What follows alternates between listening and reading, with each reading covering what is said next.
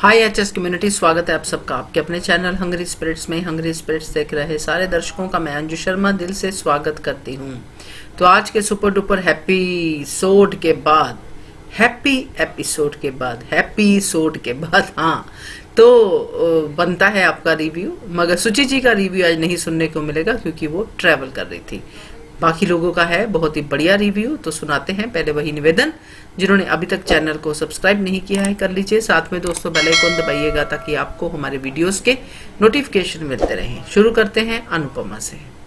Hello Anju ji, नवीन जी नमस्ते, और सभी को सुजाता का प्यार भरा नमस्ते। आज का एपिसोड तो माइंड ब्लोइंग, सुपर डुपर बहुत ही बढ़िया था। आज जो अनुपमा ने एक एक डायलॉग बोला है वो बहुत बढ़िया था। ये राही को ये थप्पड़ अब से बहुत पहले पड़ जाना चाहिए था, लेकिन अनुपमा जब तक इसने राही का लिहाज किया, या अनुपमा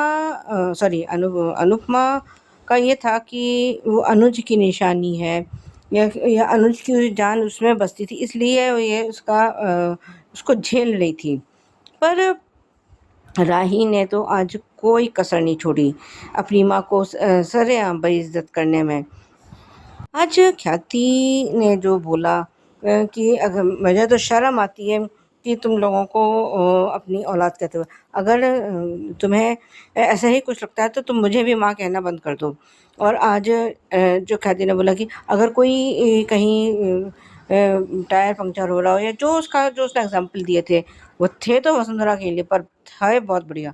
और अगर उसका जो एक डायलॉग तो और भी बहुत ही बढ़िया था कि अगर वो कहीं सांस भी ले रही होगी ना, तो हम लोग तो यही कहेंगे कि इसने हमारे जो है हवा पे कब्जा कर लिया। एक एक डायलॉग, एक आज का जो एपिसोड था वो तो सुपर डुपर था। ये राही क्या कह रही है कि इसने इसको अनुपमा ने अनुज की जगह दिग्विजय को रिप्लेस कर दिया। रिप्लेसमेंट का काम तो राही खुद करती है। ये कभी पराग कोठारी को अपना फादर बना लेती है, तो कभी अनिल को अपना फादर फिगर बना लेती है। अगर उसने अनुपमा ने अपना एक हमदर्द कह लो या अपना दोस्त चुन लिया, तो इसमें इसको कौन क्या मौत आ रही थी भाई? इसमें ये क्यों मरे जा रही है भाई? कि जो है अनुपमा ने उसको अपना, जब आज किसी ने पूछा है कि भाई क्या रिश्ता है, तो कह रहे कि मैंने भी जिस तरह से इन्होंने अपनी बेटी को खोया है, ऐसे ही मैंने अपने समर को खोया है, और हम दोनों के बीच में दर्द का रिश्ता है। पर राही को ये सब बातें कहाँ समझ में आती है। और वो प्रेम प्रेम क्या कह रहा है, जो मतलब कि मैंने उसको, मतलब अनुपमा प्रेम की उससे जलेगी उसको, मतलब सच में वो अनुपमा प्रेम के सक्सेस से उसके जलेगी वो। और आज जिस तरह से अनुपमा ने प्रेम को और राय को बोला कि इंस्पेक्शन की बात अब यहीं ख़त्म, बिल्कुल, और आज के बाद इस टॉपिक पे कोई बात नहीं होगी। और उनका कि जो तलवार मेरे सिर पर लटकी थी वो कभी तेरे सिर उस पर लटकी मतलब आगे पहले लटकने वाली थी।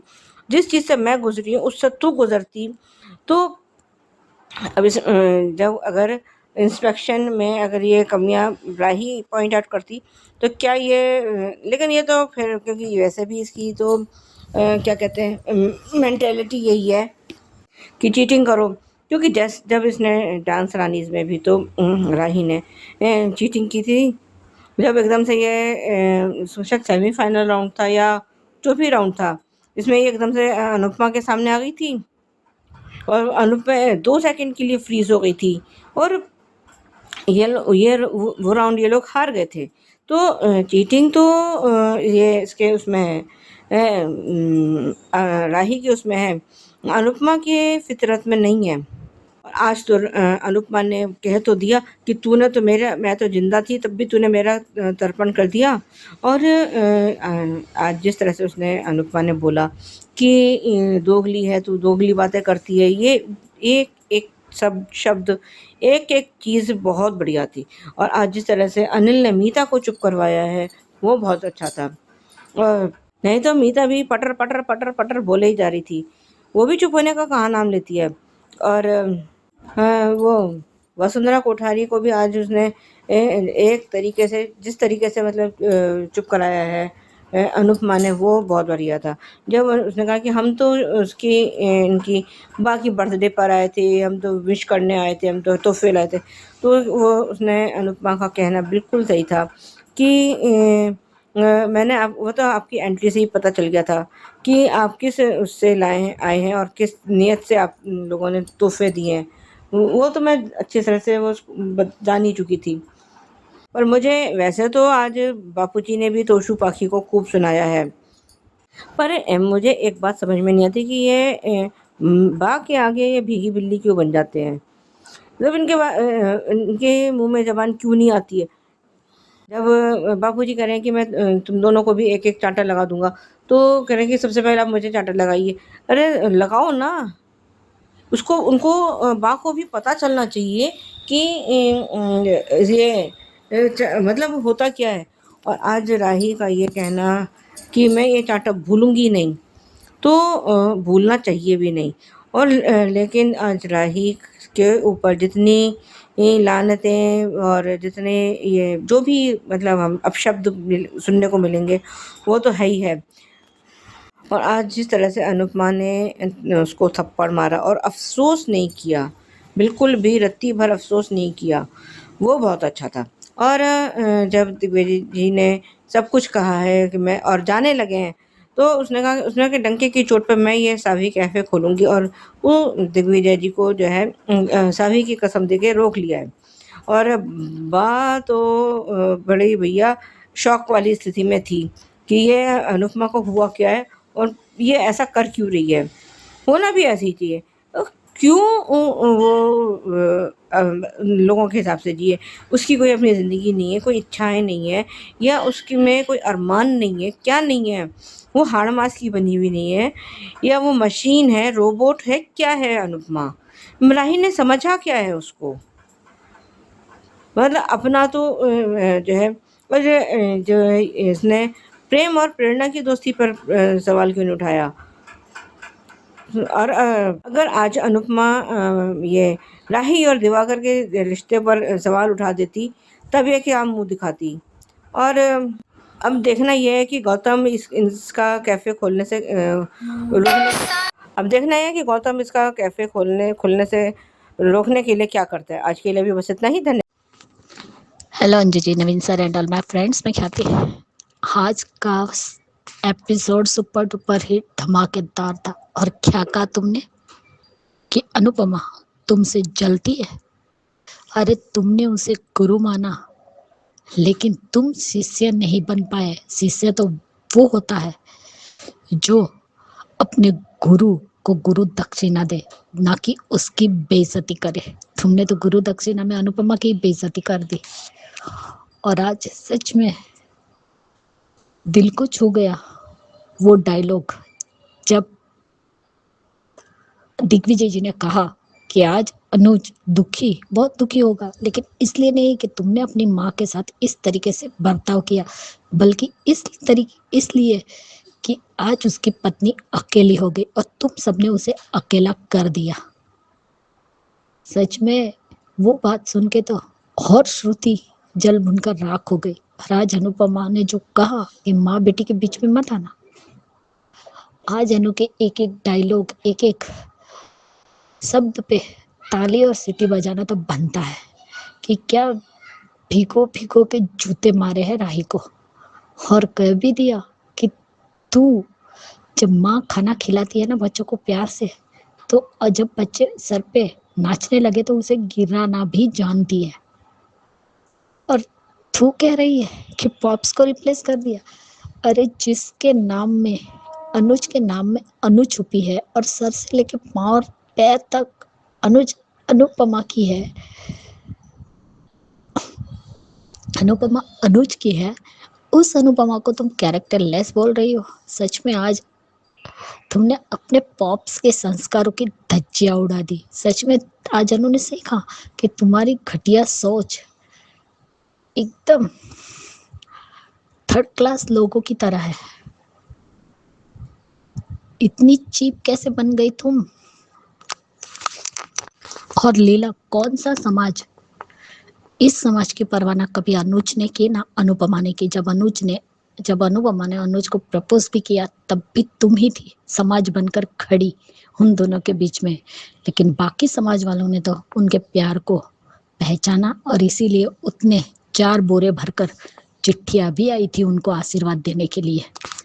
और वसुंधरा को भी सही कहा कि मैं जानती हूँ कि आपकी नीयत और आपके तोहफे देने में क्या नीयत छुपी हुई थी, दिख रहा था वो सब। और ये जो तुमने क्राउन को लात मारी है ना, तुमने खुद को ही लात मारी है वसुंधरा कोठारी। आग का घी का कटोरा लेकर निकली थी तो उस आग में तुम्हें भी तो जलन होगी ही। और आज तो ख्याति और अनिल भाई पर बहुत ही प्राउड फील हो रहा है कि सच में उन्होंने सही अनुपमा को समझा है और जाना है कि वो कैसी। और सही कहा ख्याति ने भी कि हमारे घर में कुछ भी हो जाएगा तो उसका इल्जाम अनुपमा पर लगे। अरे वो सांस भी लेती है, उस सांस पर भी हम कहेंगे कि ये भी अनुपमा की ही हवा से आ रही है। मुंह तोड़ा है अपनी सास का आज अनुपमा ने और अनिल ने अपनी बीवी का। सही कहा ख्याति तुमने कि ऐसे बेटे और बहू हो तो तुम्हें नहीं चाहिए। अनु को राही को ये भी बताना चाहिए वो प्रोफेसर उसके पीछे पड़ा था तब राघव को ना अनुपमा से प्यार था और ना ही अनुपमा को राघव से प्यार था। ये बात तुम भूल गई हो। क्या करारा थप्पड़ मारा है, सीधे नीचे ही गिर गई राही। अरे एक शरीफ इंसान को भी कितना टॉर्चर करोगे, एक दिन वो भी तो फूटेगा ही। सबकी बोलती बंद कर दी आज अनुपमा ने। सही कहा 26 साल तक इस शाह परिवार के खूंटे से बंधी थी, अब जाकर तो उसे छुटकारा मिला है और खुल के जीने का मौका मिला है। अब जिएगी अनुपमा अपने हिसाब से। अंश, माही, ईशानी कम से कम वो तो अच्छे हैं, राही के जितने गिरे हुए थे नहीं, कम से कम आज उन्होंने आवाज तो उठाई। राही पाखी तोसू जैसी औलाद से तो बे औलाद रहना अच्छा है। संतान कितनी भी बड़ी हो जाएगी लेकिन उससे एक माँ के चरित्र पर उंगली उठाने का हक किसी को भी नहीं है। ये राही तो अपने ससुराल वालों के आगे उसकी जुबान बंद रहती है, सिर्फ अनुपमा के आगे ही खुलती है। अगर संतान बनना है तो लव कुश जैसे बनो, जिसने अपनी माँ पर उठाए हुए सवालों को पूरी प्रजा के सामने सवाल किया था पर लोगों की बात सुनकर अपनी माँ पर उंगली नहीं उठाई थी। अनु राही तो बचपन से ही अपनी माँ पर उंगली उठाती आई है। मान को अलग करके भी चैन नहीं मिला। जब अनाथ थी तो माँ बाप चाहिए उसके लिए भगवान से प्रार्थना करती थी और जब माँ बाप मिले तो उनकी कद्र कभी नहीं की। सही कहा उन्होंने, माँ बाप के बीच में किसी भी संतान को बोलने का अधिकार नहीं है या अपने फैसले थोपने का भी अधिकार नहीं है। इल्जाम पे इल्जाम लगाते रहते हैं। पागल लोगों को इतना समझाया लेकिन समझ में नहीं आया। 55-60 साल की महिला जब बच्चों को गरम गरम रोटियां खिलाती है तो वो अच्छी लगती है, लेकिन अगर उसी उम्र की औरत खुद के लिए कुछ करे तो सबको बुरी लगती है। आधी जिंदगी बच्चों और परिवार को देने के बाद, उनसे जलील होने के बाद, उनसे कैरेक्टर सर्टिफिकेट लेने के बाद बेपरवाह होकर एक औरत खुद के लिए कुछ करने जाती है तो समाज की आंखों में खटकती है। समाज को तो सीता माता भी संतुष्ट नहीं कर पाई तो अनुपमा क्या ही करेगी समाज को संतुष्ट। इसलिए हर औरत को खुद के लिए करना चाहिए जो उसे सही लगे। फर्क उन लोगों के लिए पड़ना चाहिए जो आपके दुख और बीमारी में आपके साथ खड़े रहते हैं। बाकी क्या बकवास करते हैं वो एक कान से सुनो और दूसरे कान से निकाल दो, क्योंकि जिस समाज की हम बात करते हैं उन्हें तो श्री राम जी का संसार नहीं बसने दिया और सीता माता को भी नहीं छोड़ा, ना ही उन्हें सुखी रहने दिया।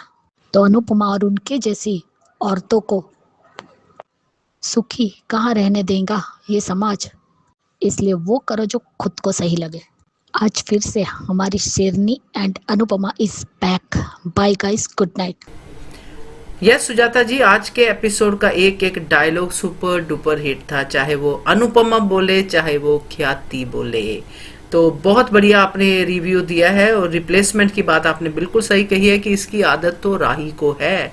पराग को किया ना, अनुज की जगह पे रखा ना।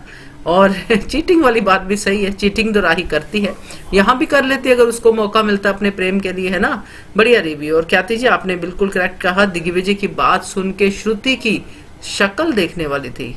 बहुत कुछ कहा दिग्विजय ने, श्रुति को तो पूरी तरह एक्सपोज किया, साथ में ये भी कहा कि अपनी नई माँ के साथ, तो श्रुति की शक्ल तो देखने वाली थी। बाकी रिव्यू भी आपका बहुत अच्छा है, डायलॉग टू डायलॉग आपने बयां किया ही है अपने दिल की दास्तान, बढ़िया।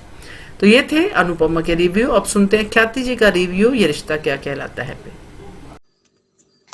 Hello Anju ji, Naveen sir and all my friends, मैं ख्याति। आज का एपिसोड देखा, बहुत ही बढ़िया था। जिस तरीके से आज अबीरा ने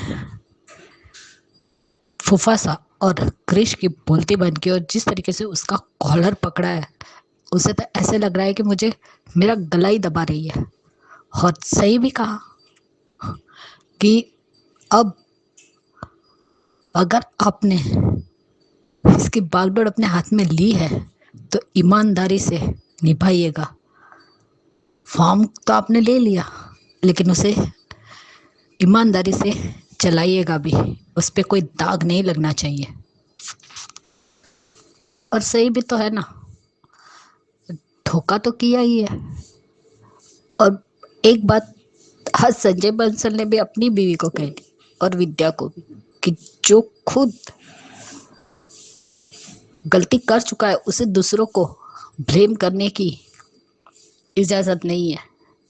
मतलब विद्या ने जो गलती की, वो जानते हुए भी काजल चुप रही, जो गलत था।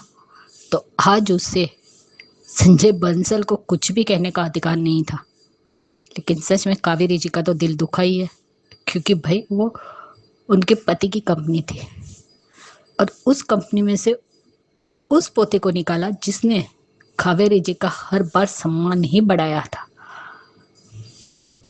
और आज वो सच में बदल गई है। आज उन्हें अपने पोते से बहुत प्यार है, जिसे पहले वो सिर्फ एक पददार फॉर्म चलाने की मशीन समझ के रखा था अरमान को। लेकिन आज वो दिल से चाहती है अरमान को और अबीरा को भी, कि वो दोनों एक हो जाए।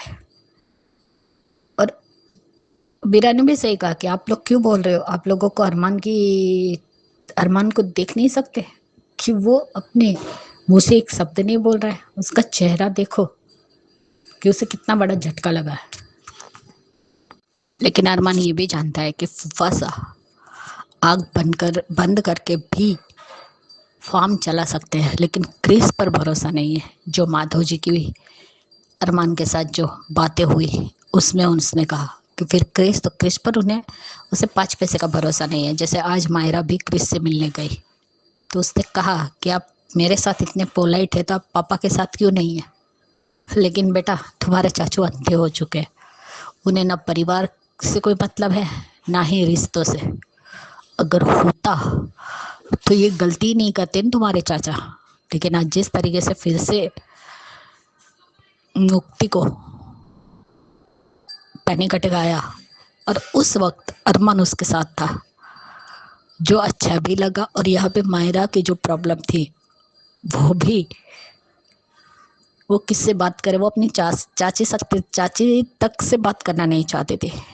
लेकिन अबीरा ने समझा और वो चीज उसे ला कर दी। तब उसने कहा कि पहले पापा के साथ बहुत ऑकवर्ड लगता था, वो सब कुछ तैयार रखते थे, pain killer, water bag, hot bag, सब कुछ। सच में वो माँ बेटी वाला सीन बहुत प्यारा था। और लेकिन आज मीनू चाची छा गई, क्या बात है। संजय बंसल को भी जवाब दे दिया और कहते हैं कि क्या बोल रही हो। तब उसने कहा ठीक है, इंग्लिश में बताती हूँ। सच में हमारी मीनू चाची अब फिर से पहले वाली मीनू चाची बन गई है।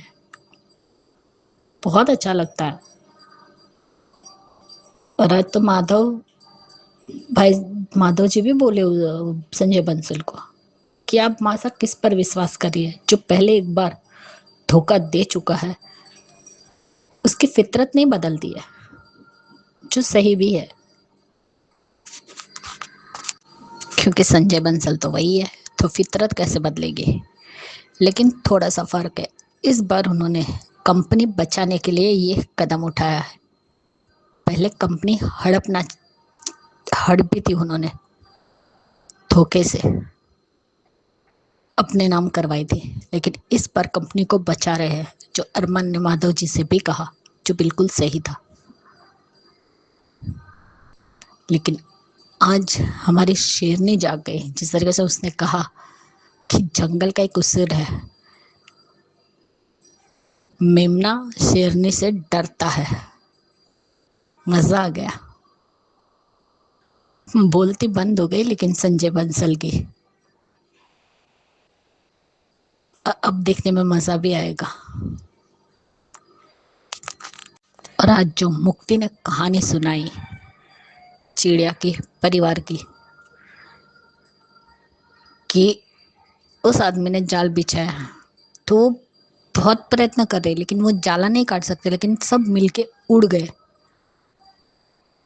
तो वही स्ट्रेंथ आज बच्चे अरमान को दे रहे हैं, जो हिम्मत आज मुक्ति, मायरा, अबीरा मिलकर अरमान की बढ़ा रहे हैं, जो बहुत अच्छा सीन था। सच में ये बिल्ली फैमिली कंप्लीट फैमिली है, एक दूसरे का दुख दर्द सब जानते हैं और उसे महसूस भी करते हैं और उसका हल भी निकालना जानते हैं, हर मुश्किल से लड़ना जानते हैं, जो बहुत ही अच्छी बात है। मुझे तो वही बेस्ट सीन लगा जिसमें मायरा, अबीरा, अरमान और मुक्ति जो स्टोरी का सीन दिखाया, वो हर तरह से अरमान का साथ दे रहे हैं और उसे थोड़ा नॉर्मल करने की कोशिश भी कर रहे हैं। अच्छा लगा। लेकिन आज शेरनी की दहाड़ से डर तो जरूर गए क्रिश और बंसल। मजा आ गया। कभी कभार ऐसे डोज भी देने चाहिए। अच्छा लगा आज का episode. Bye guys, good night. सही कहा आपने कावेरी पोदार के बारे में कि बदल गई है, बहुत बदल गई है। पहले अरमान को वो मशीन की तरह समझती थी, फर्म चलाना, ये वो पोता तो था ही, मगर पोते को वो मशीन की तरह ही यूज करती थी। और अबीरा के बारे में भी बहुत बढ़िया सोच नहीं थी। अब दोनों ही उसके दिल के टुकड़े बन गए हैं। तो बढ़िया रिव्यू। और अब सुनते हैं ख्याति जी का क्योंकि का review. Hello Anju ji, Naveen sir and all my friends, मैं ख्याति। आज का एपिसोड देखा, अच्छा लगा जिस तरीके से आज मिहिर शोभा और ऋतिक को आगे भेज रहा था, क्योंकि उसे तुलसी के लिए गजरा खरीदना था। बहुत ही प्यारा और क्यूट सीन था। झूठ मूठ का क्लाइंट को फ़ोन करना और ऋतिक का कहना कि मैं तो सबको जानता हूँ, ये चौथा कहाँ से आ गया। तब शोभा उसे लेकर जाती है, लेकिन जब वो आता है तो वो जो सामने कपल रहता है, जो वो सीन सिंदूर उड़ने वाला, वो याद कर रहा है। तभी शोभा और ऋतिक आ जाते हैं तो अपने पॉप्स को देखते रहते हैं, पापा को, और ये आवाज़ भी दे, लेकिन मिहिर को किसी की आवाज़ नहीं सुनाई देती। और सही कहा शोभा तुमने, तुम्हारे पापा तुम्हारी मम्मी के ही सपनों में खोए हुए हैं। उससे पहले जब मिहिर ने कहा कि लड़के वालों ने सारी तैयारी कर दी है, तुम देखो कि तुम्हारी तरफ से कौन है, तब तुलसी का घर के अंदर लेके जाना और कहना कि चलो सब बताओ कौन किसके साथ है। सारे के सारे तुलसी के साथ ही थे, क्योंकि चीट डाली, लेकिन सभी चीट में सब लोग अपनी माँ के साथ ही थे और मिहिर सिर्फ अकेला था।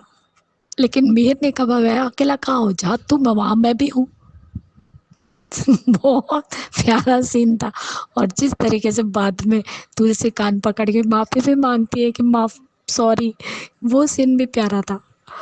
और सही कहा मीर तुमने, ये सर किसी के आगे नहीं झुकता, लेकिन तुलसी के आगे जरूर झुकता है। और आज सच में गायत्री को बहुत अफसोस हो रहा है, चाची को, कि उसने तुलसी के साथ कभी अच्छा व्यवहार नहीं किया। हर बार उसे ताने दिए, हर बार बातें सुनाई जो उसने उसको लेकर आई थी, सुचू की बहन को लेकर आई और तुलसी को कहा जाने के लिए। वही मतलब था उनका। आज सच में उन्हें पश्चाताप हो रहा था उनकी बातों से, जब तुलसी ने कहा कि आप मेरा कन्यादान करेंगी। आज सच में गायत्री चाची ने अपने पाप धो दिए कन्यादान करके। जो उन्होंने गलती की उस पे उन्हें बहुत पछतावा हो रहा है, और पश्चाताप ही इंसान को कुंदन बनाता है, क्योंकि पश्चाताप करने से ही इंसान के सारे पाप भी धुलते हैं और वो शुद्ध हो जाता है। और ये रणविजय के गुंडे सच में इडियट है। वो आए थे, अपनी बेटी को कौन किडनैप करवाता है, गरु को किडनैप करने के बजाय वो सनी को लेकर चले गए।